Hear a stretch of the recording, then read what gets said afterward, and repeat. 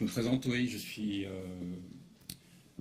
à la fois sylviculteur, mais de formation agronome, et je travaille pour 2 tiers de mon temps avec un collectif d'agriculteurs qui a constitué une association qui s'appelle Terre et Bocage. Et donc j'ai un statut indépendant, et l'autre tiers de mon temps en formation, conseil, pour tous les gens qui s'intéressent à l'arbre dans différents contextes, et pas toujours agricole non plus, pour ce qui est le cas de mon travail de cette semaine d'ailleurs. Voilà, donc là je vais vous parler de ce collectif Terre et Bocage qui existe depuis 2008 et qui existe encore grâce notamment à l'expérimentation GI2E du ministère de l'Agriculture. Donc on peut engager directement sur la... Ah oui, c'est moi qui y fais, d'accord. Donc, flèche... montrez-moi laquelle. Voilà, je vais me... Ah oui, du coup... Oui, alors l'association, enfin je connais à peu près mon...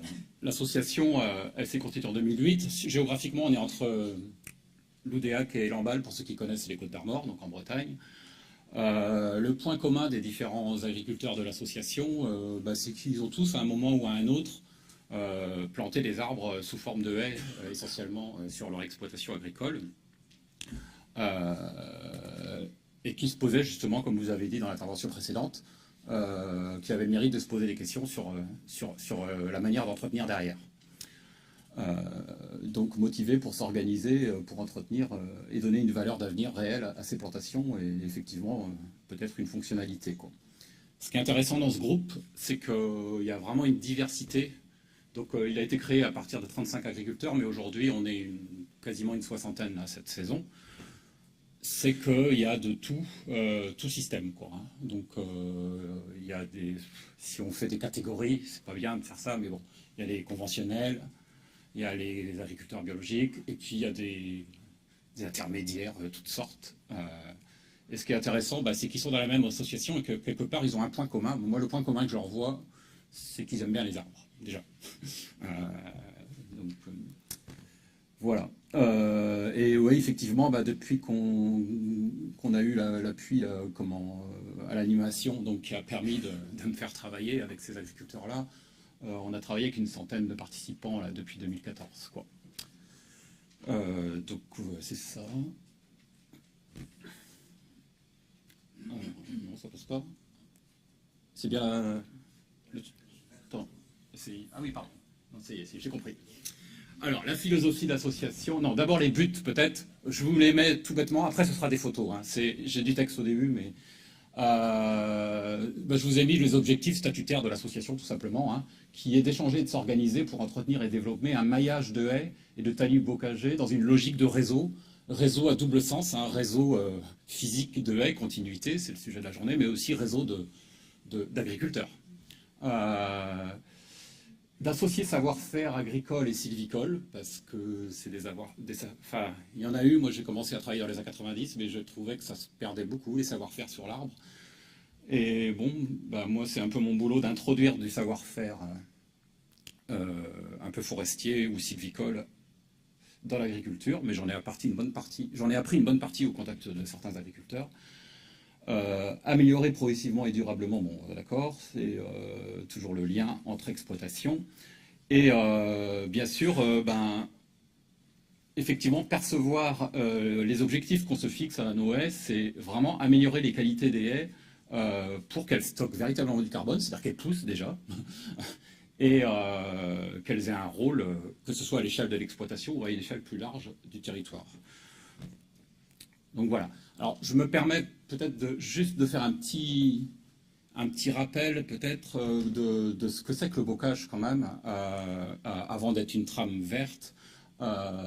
Donc, effectivement, ça a été dit déjà, des arbres hors forêt et hors des villes aussi. Donc, des arbres qui, en fait, sont directement liés à l'agriculture et qui accompagnent l'organisation du découpage parcellaire agricole. Ça n'a pas été dit, je crois, ce matin. Historiquement, le bocage, c'est un paysage assez récent, après la Révolution française.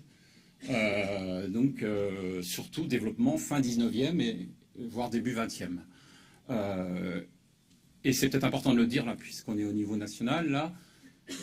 qui s'appuie d'abord sur des petites régions où il y a une géomorphologie spécifique. C'est-à-dire, là, vous voyez sur cette photo, vous faites 100 mètres à pied, vous traversez plusieurs sols différents. Peut-être qu'en Seine-et-Marne, ce n'est pas le cas. C'est-à-dire qu'on a une hétérogénéité et une segmentation naturelle de l'espace sur lequel s'appuie ce qu'on appelle le bocage primaire, quoi. Et après, il y a un bocage de limite de propriété qui a explosé fin 19e, début 20e, avec vraiment la société paysanne dans son plein essor. Voilà, je ne vais pas aller plus loin, mais voilà une photo qui l'illustre. Une photo sur une commune de l'Ornans, donc en Centre-Bretagne, où vous pouvez, alors je ne sais pas si on peut pointer avec un lumineux. C'est ça peut-être? Non, c'est pas grave. Dans l'axe de la photo, vous devinez, de toute façon, là vous voyez, ça, ce serait bien, ouais, si je l'avais. Ah, c'est ça, merci. Ouais, mais ça va être pas mal. Là, vous avez au centre de la photo le cours d'eau, si vous voulez, et vous pouvez deviner quand je parle de maillage primaire, c'est-à-dire que là, vous avez des réseaux de haies qui, en fait, délimitent les terres. Là où vous voyez, il y a des pommiers dedans. Donc, c'est des terres saines, labourables, etc., quoi. Et puis, hop, dès qu'il n'y a plus de pommiers, on est sur plutôt des zones humides, quoi, hein. Et puis, vous voyez les zones d'habitat. Et puis, plus on est près des habitats, plus les parcelles sont redécoupées, parce que là, en 1950, il y a peut-être 4 ou 5 petites exploitations, quoi. D'accord ? Je vais faire du brutal, je vais faire 50 ans de transition, qui n'est pas forcément agroécologique, mais de transition socio-économique. C'est la même échelle de photo, hein. Quelque part, il y a peut-être plus d'arbres sur cette photo. Beaucoup moins de bocage, hein. Mais je veux bien refaire un... Non, je ne vais pas aller en arrière. Ce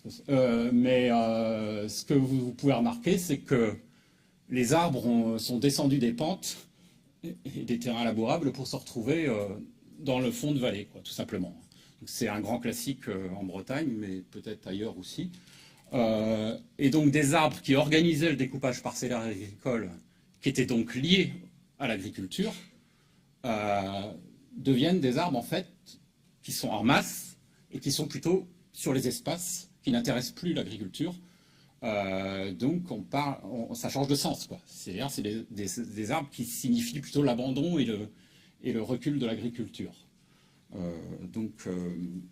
Voilà. Mais en termes, par exemple, d'un point de vue quantité d'arbres, biomasse, il y en a peut-être même plus. Souvent les talus autour des petites parcelles de 50 arts qu'il y avait avant, hein, je ne vous ai pas fait... Je ne sais pas si vous voyez l'échelle d'un hectare. Il les taillait très régulièrement, aussi parce qu'ils utilisaient le bois, mais aussi pour éclairer les parcelles quand elles font 30 mètres de large. Voilà. Alors là, je vais vous montrer, parce que les choses sur une diapo, où vous voyez sur la partie haute de l'autre côté de la route, une commune non remembrée, et sur la partie gauche, une commune remembrée.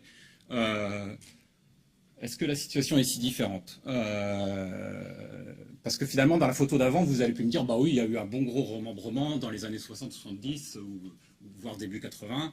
Ils n'ont pas fait attention. Le but, c'était de produire, de mettre les grosses machines, on casse tout, et voilà. Moi, ce que j'attire l'attention, il y a plein de communes qui ne sont pas remembrées, et puis parfois, le remembrement n'a pas tout cassé non plus, surtout les plus récents. Et là, regardez, en haut, à gauche, la trame verte, justement, on la voit bien, et des haies qui étaient justement... Là, il faut apprendre à discerner sur ce genre de photos, ce qui est un peu le maillage primaire qui est lié à la segmentation naturelle de l'espace. Et alors ça, c'est mieux sous le terrain que comme ça, hein. Et puis des haies, on voit bien qui étaient des limites de propriété entre agriculteurs différents, qui ne sont plus des limites puisqu'il n'y a plus de voisins. Les fermes, on est passé de 5 à 70 hectares de moyenne, et voilà, quoi. Donc des haies qui étaient des limites d'unité de gestion deviennent un élément en plein milieu d'une unité de gestion. Voilà. Donc, moi, ce que je pose, parce que je sais que dans le mail, vous m'avez demandé de parler notamment des documents d'urbanisme. Attendez, excusez-moi, je peux revenir en arrière comme ça, peut-être. Je vais juste vous montrer, il y a l'échelle de 100 mètres, là, ça fait peut-être 1 hectare. Et puis, ça a été repris par celui-là. Et puis, voilà, alors il est en train de cultiver entre les arbres. Et ça, c'est une haie qui est on peut la protéger au PLU, il n'y a pas de souci. Je crois que ça ne l'empêchera pas de mourir. Ça va peut-être ralentir sa disparition, mais ça, voilà. Donc, je vais passer la diapo suivante pour l'illustrer vue du sol. Ben, pour moi, c'est presque comme un remembrement. Ça. En fait, c'est qu'il y avait sans doute à l'époque où ce bocage a été construit, comme en 5 ou 6 petites exploitations, et puis il n'y en a plus qu'une aujourd'hui qui se demande s'il va continuer en plus. Donc, enfin, excusez-moi, mais donc là, ben, on voit tout simplement les arbres liés à cette société qui disparaissent les uns après les autres. C'est presque un reflet du passé, mais qui est en train de s'éroder lentement. Et une mesure de protection au PLU ne fera pas pousser des jeunes à la place de ces arbres qui meurent lentement. Voilà. Donc voilà, si je résume cette partie de mon propos, comment là on regarde un autre paysage assez classique en Centre-Bretagne. Hein, donc ce que je vous ai dit, tout le bocage qui entourait, pardon, je vais trop vite, qui entourait des parcelles. Bon bah là on a des parcelles qui correspondent à peu près. Là il reste, à l'époque où j'ai travaillé sur ces secteurs, il y avait encore 4 agriculteurs. Vous allez le voir après ce qu'on a fait avec eux. Mais on voit bien, là vous avez les peupliers, les saules, les épicéas de sitka. Donc les saules c'est spontané en général, les épicéas de sitka replantés, les peupliers aussi. C'est tout ce que les propriétaires qui ont arrêté. En fait, il y a eu la ferme, la petite ferme, elle arrête, les enfants ils vont bosser à la ville, et puis les bonnes terres, les gros agriculteurs qui font des cultures, ils vont récupérer les bonnes terres, mais s'il n'y a plus d'élevage à proximité de ces fonds de vallée-là, ça n'intéresse pas du tout un éleveur de porc d'aller faire du maïs dans les fonds de vallée. Déjà, il va se faire mal voir, et puis de toute façon, c'est que des contraintes, quoi. Donc ça part en bois, voilà. Maintenant, écologiquement, c'est peut-être très bien, mais c'est intéressant de voir de quoi ça découle en termes d'évolution socio-économique. Alors, cela dit, vous voyez peut-être sur cette photo, là, je suis content que le diaporama marche pour moi, j'aurais été autrement bien embêté. Vous voyez deux choses. Moi, j'aime bien justement se décaler, c'est-à-dire que... Ah, zut, excusez-moi, je suis maladroit avec ça. C'est ça. Là, vous voyez des ravines d'érosion. Là, vous voyez des vaches qui sont auprès du dernier talus qui a été resté. L'étable est là-bas, elles attendent qu'on les rentre pour aller les traire, mais voilà, quoi. C'est qu'en fait, moi, je suis arrivé sur un territoire au début des... fin 99-2000, le bassin de l'Oudéac.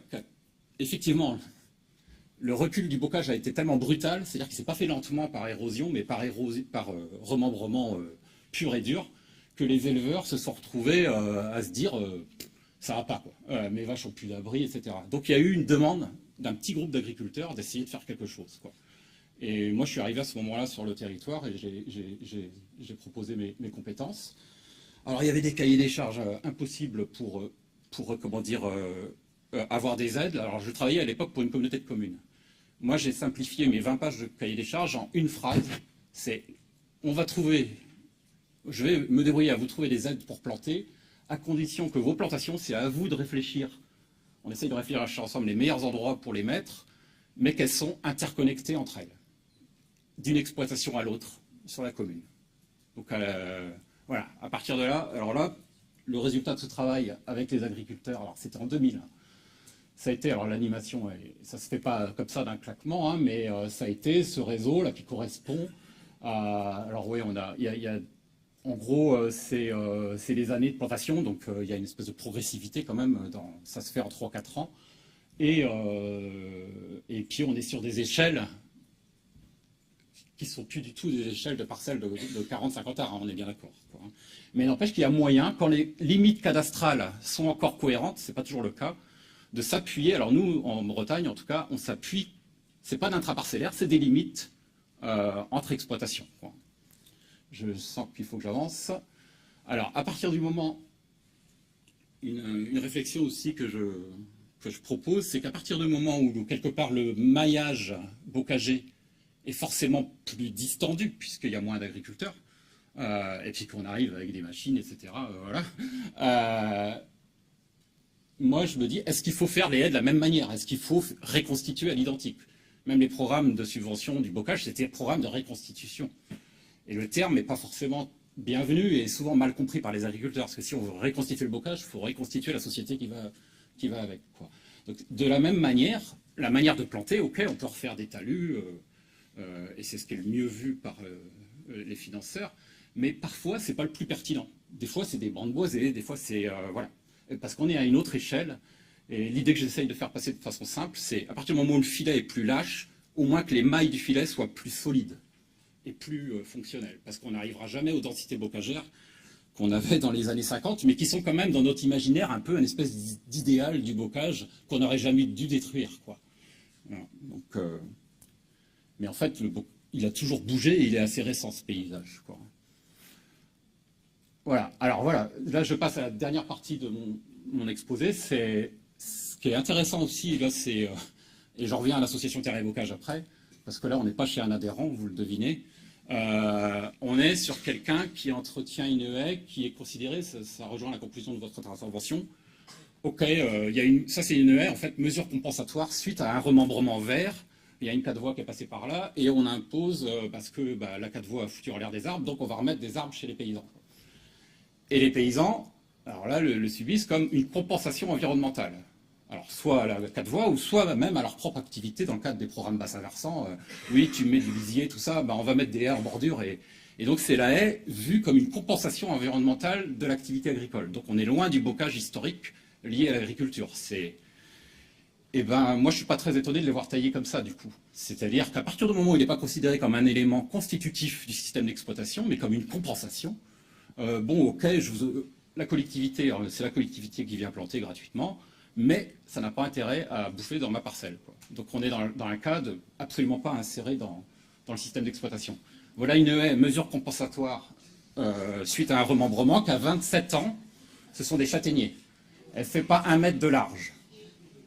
Donc alors, donc on peut dire, ah, ce paysan, il n'a rien compris, il ne s'est pas taillé, parce qu'il ne s'est pas taillé les châtaigniers. On peut tout à fait dire ça, et à la limite, pourquoi pas. Mais il faut se poser la question de, c'est le résultat de quelle politique? Ça a été planté il y a 27 ans, et moi j'ai interrogé le propriétaire. Ah bah oui, ils ont planté 20 km de haies en mesure compensatoire, mais c'est pas eux qui entretiennent. Donc ça a été planté, voilà, ça n'a rien coûté. Mais ça a été vu comme un parachutage environnemental, et du coup, le gars, il dépense beaucoup d'argent. Ça a été taillé 15 fois en 27 ans. De toute façon, tenir des châtaigniers en 1 mètre de large, ça coûte cher.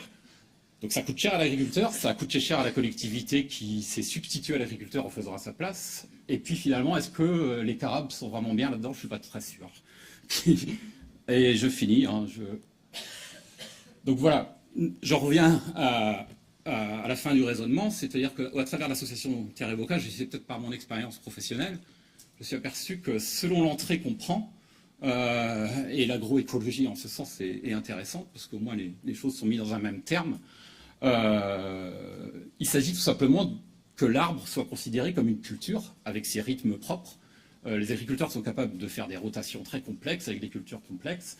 Des arbres, ils sont tout à fait capables aussi. Et à partir du moment où ils connaissent, où ils acquièrent des savoir-faire liés à l'arbre, eh ben, ils le considèrent comme une culture. Et comme là, c'est une haie qui a que 12 ans, donc qui est 2 fois plus jeune que l'autre. Elle fait 3 mètres de large, il y a plusieurs rangs, et elle est entretenue 3 fois. Moins cher à entretenir, des arbres avec beaucoup plus de valeur. On a des densités à l'hectare alors nous, c'est quand même des limites d'unité de gestion, mais des parcelles qui restent de taille modérée, de 3-4 hectares, là. Et on se retrouve avec des densités bocagères comme de l'agroforesterie plus classique, on va dire, quoi. Et voilà, je crois que je vais conclure là-dessus, mais c'est la notion de, à partir du moment où l'arbre devient l'agriculteur le considère comme une culture. Alors après, on verra plus dans la discussion, c'est qu'est-ce qu'ils en attendent de cette culture, quoi. Et ça, je veux bien le faire avec les autres en discussion. Merci beaucoup.